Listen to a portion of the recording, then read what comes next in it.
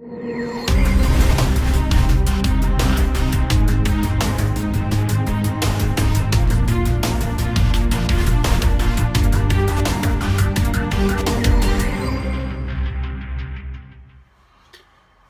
guys, we're here back in the video, and it is part 4 of my... what is it? Oh yeah, of my To Boldly Go, The Road to Beyond series. Right, so now we just watched The Voyage Home. We did watch The Voyage Home, didn't we? We did watch The Voyage Home. Yes, we watched The Voyage Home.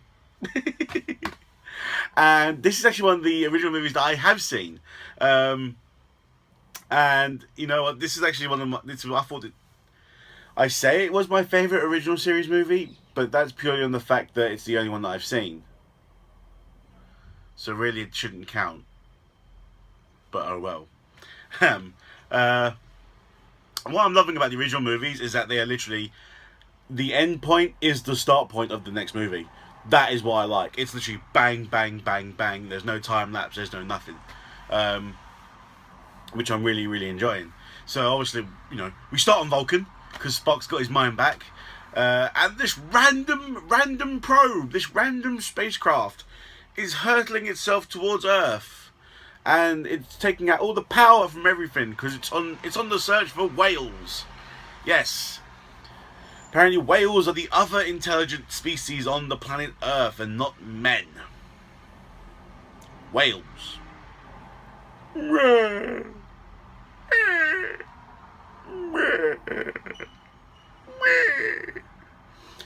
That is my impression of a whale. You're welcome. But obviously in the 21st century whales are extinct because of stupid men. Damn you men! Damn you! Sorry. And of course, you know, the crew of the Enterprise apparently being the only ship in space right now. Apparently there's no other Federation crew. It's not even they're in the Klingon bird of prey. Apparently they're the only crew in the known cosmos to be able to do this. I just like, oh, fuck it, let's go back in time. Oh, we'll go back in time? Yeah, let's go back in time. Fuck it. We'll go back in time. So, yeah. So, Kirk decides to go back in time on the Bird of Prey to the mid-80s. So this is the part where the Star Trek movie actually becomes a standard 80s teen movie. I'm gonna say that. Yeah, I love 80s teen movies. They're brilliant. And it just, like, for that little bit, it just felt like an 80s teen movie. Especially when they're just, like, wandering around San Francisco and they're unbeknownst of how to act or what to do or anything. And it was quite comical. Because obviously money does not exist in the future. Automobiles do not exist in the future. Apparently pedestrian crossings do not exist in the future. But, yeah. And of course, it was just the mischief that everyone was getting into. I loved how, you know, Spock and Kirk go into a second-hand antique shop to try and get some money. And they're just like, I'll offer you $100 for these glasses. Like, is that worth a lot? Like they have no idea if that's worth a lot. You've just been conned, Mr. Kirk. You have been conned, sir.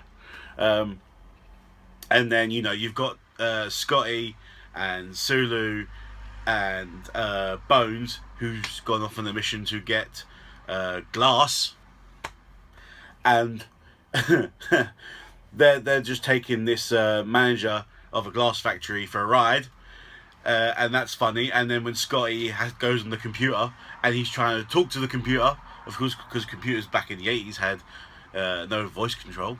You know, they didn't have Siri back then.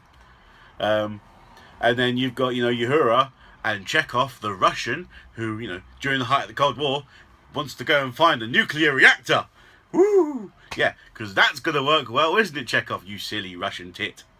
You little Russian boy, you silly man. And they were just getting up to mischief, and I just loved, because that was just a typical 80s thing, where a group of people would just get up to mischief unbeknownst to them. And I loved that, like, that bit. And then obviously when Spock and Kirk go and find whales in the aquarium, Spock goes for a dive with the whales. You're just like, okay, naked Spock. Hi, naked Spock. More mischief. But like I said, it just seemed like a typical 80s movie feel to it. And I love that. And especially like when Kirk goes out on a date, well, let's say a date, with I've lost her name. How have I lost her name? Is her name in here? Please say it is.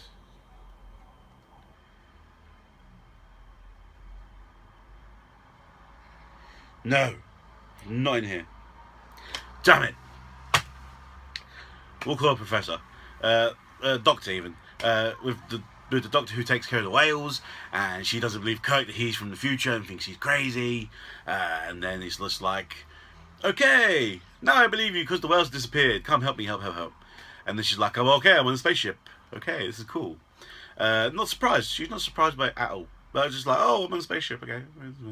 See, this is like throughout the entire Star Trek thing. The act of surprise doesn't seem to be a good element here in the Star Trek universe. Something bad happens or shocking, and no one seems to know how to act like they're shocked at all. This is weird. What is this? Another little snippet here. Bird of prey, like, quite a big ship, parks itself in the park, cloaked. No one bumps into it for a whole 2 days. Does no one go to this park at all? This is weird. Or sees a flattened garbage can just sitting there, or footprints where the bird of prey have squashed the grass. Does no one see this? This is weird. But you know, whales, yeah, whales. But you know, I just loved the feel of this movie. I loved everything about it. And you know, it had that happy ending where, you know, the human race was saved, Earth was saved because whales are aliens apparently. And you know, all the crew of the Enterprise got let off for, you know, taking the Enterprise and destroying the Enterprise and going back in time and breaking loose rules. And Kirk got demoted to captain, which what he actually wanted, because his life as admiral was boring. He couldn't do nothing. But this is another thing, right? So, in the Search of Spock, the Enterprise was destroyed at the end, and you know, like I said, once one movie ends, it's literally the beginning of the next movie. Well, this movie lasted approximately like 2 days in their time span of this movie. It was over a 2-day course. So in them 2 days, they have rebuilt the Enterprise from scratch. So they've taken they were going to decommission the Enterprise, right? But it was captured by Kirk and then destroyed by Kirk. And in those 2 days, they decided, oh, let's just rebuild it for shits and giggles. And they managed to build a whole new starship in the space of 2 days. The hell? What the hell? I don't even understand that. Even so, why would you rebuild the Enterprise A? Yeah, is it A, isn't it? Yeah, the Enterprise A. Why would you rebuild that? Surely just Enterprise B it and give it some upgrades. This is. See, I will gripe with anything. I don't care if I love the movie or not. If it has a gripe, I will say it's gripe. But again, apart from these little things, it's like, it's an amazing movie and I love it, and I can't wait for the next one, which is The Final Frontier. So yeah, I've gone through 4 movies now.